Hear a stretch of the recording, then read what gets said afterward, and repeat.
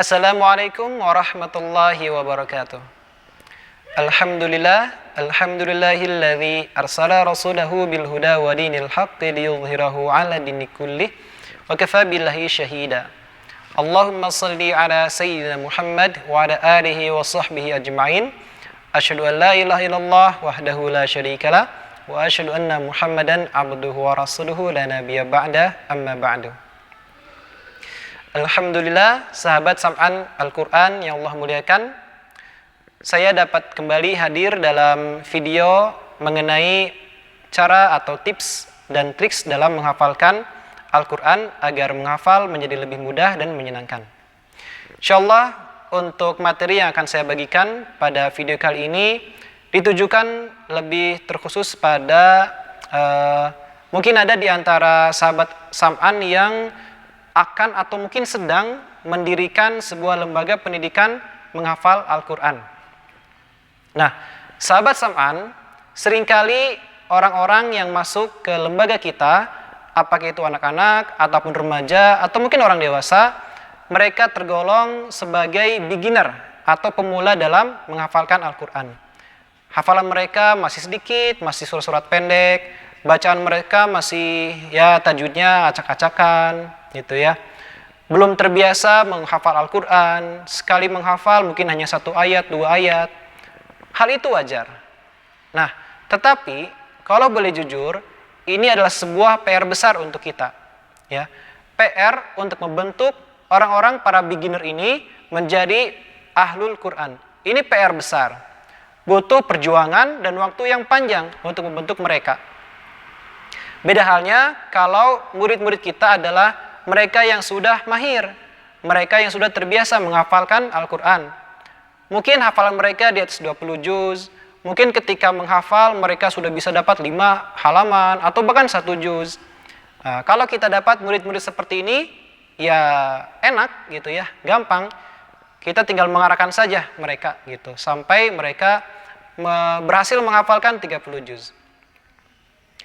Nah, sahabat Sam'an yang Allah muliakan, cara pertama untuk menghadapi beginner dalam menghafalkan Al-Quran adalah kita harus membuat mereka terbiasa dengan membaca Al-Quran. Ini cara yang pertama. Ya. Bentuk kebiasaan agar mereka mampu membaca Al-Quran dalam waktu lama.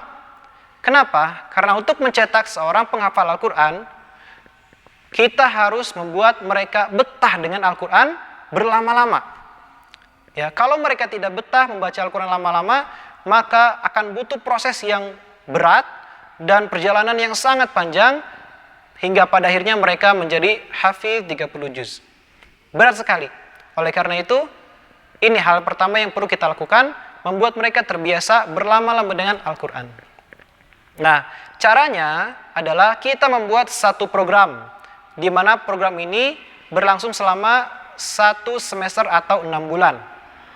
Selama 6 bulan ini, kita buat mereka tidak menghafal dulu, tapi program full tilawah atau full membaca Al-Quran. Targetnya, 1 bulan harus selesai maksimal 30 juz, tidak boleh lebih. Ya, tidak boleh sampai 1 bulan setengah baru mencapai 30 juz, enggak. Tapi maksimal 1 bulan 30 juz. Dan kalau ada yang bisa lebih cepat, itu lebih baik. Artinya dia lebih sering berinteraksi dengan Al-Quran. Baik ya, ini cara yang pertama. Cara yang kedua, di samping kita membuat kebiasaan bagi mereka untuk menghafalkan Al-Quran, kita juga harus menanamkan perasaan dekat dengan Al-Quran, perasaan cinta terhadap Al-Quran. Kita harus memperkokoh pondasi mereka, kenapa saya harus menghafalkan Al-Quran. Atau gampangnya kita memperkuat motivasi mereka untuk menghafalkan Al-Quran. Ketika seseorang lemah motivasi dalam mengerjakan sesuatu, maka dia akan malas mengerjakan hal tersebut. Itu ya. Nah, jadi kita berikan mereka pemahaman tentang hal-hal seputar ke-Al-Quranan.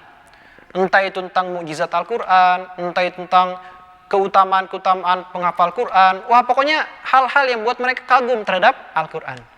Ya, seperti itu. Jadi itu sambil berjalan ya.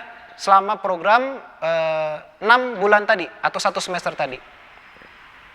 Nah, sekarang saya kembali dulu pembahasannya kepada poin yang pertama tadi mengenai program 1 semester, program tilawah 1 semester ini.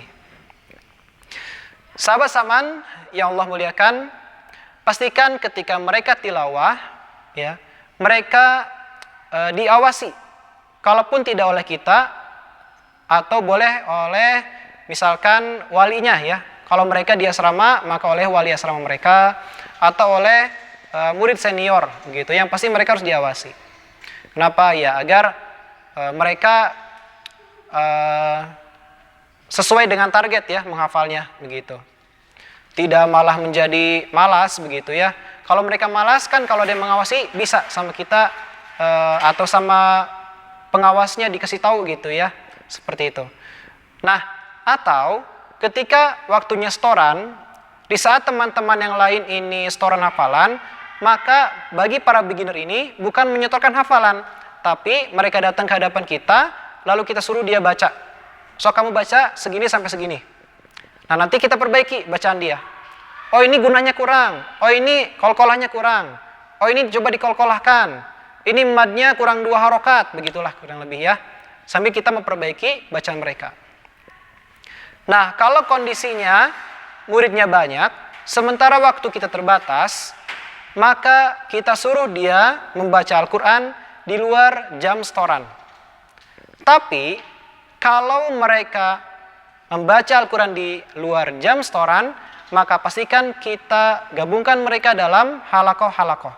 Artinya, jangan biarkan mereka membaca Al-Quran sendiri, tapi buat mereka membaca Al-Quran secara berkelompok-kelompok.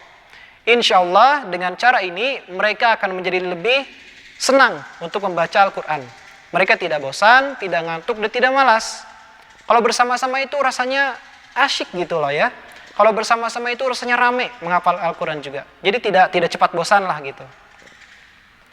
Nah itu, ya, jadi kita buat mereka tilawah dalam kelompok-kelompok kecil. Mungkin sekitar 3 orang, atau 4 orang, atau 5 orang boleh. Nah, mungkin kurang lebih seperti itu materi yang dapat saya sampaikan dalam video kali ini. Dan sedikit catatan, metode yang tadi saya jelaskan ini sangat efektif tidak hanya bagi para beginner, tapi bagi para penghafal Quran yang mungkin hafalannya sudah 10 juz, 15 juz, ini sebenarnya efektif gitu. Apalagi lah dia hafalannya banyak, 15 juz, 20 juz, tapi yang mungkin hanya 5 juz. Nah, ini juga sebenarnya efektif, sahabat Sam'an. Ketika mereka semakin banyak mengulang bacaan, maka ketika mereka menghafalkan juz yang baru, atau ketika mereka memurojaah hafalan yang lama, itu akan lebih cepat. Seperti itu. Ya, jadi sekali lagi, metode yang saya bagikan dalam video kali ini masih efektif, bukan hanya bagi para beginner, tapi untuk mereka-mereka yang hafalannya sudah banyak sekalipun. Mungkin seperti itu, saya mohon maaf jika ada kekurangan. Aku qouli hadza wa astaghfirullah li wa lakum. Assalamualaikum warahmatullahi wabarakatuh.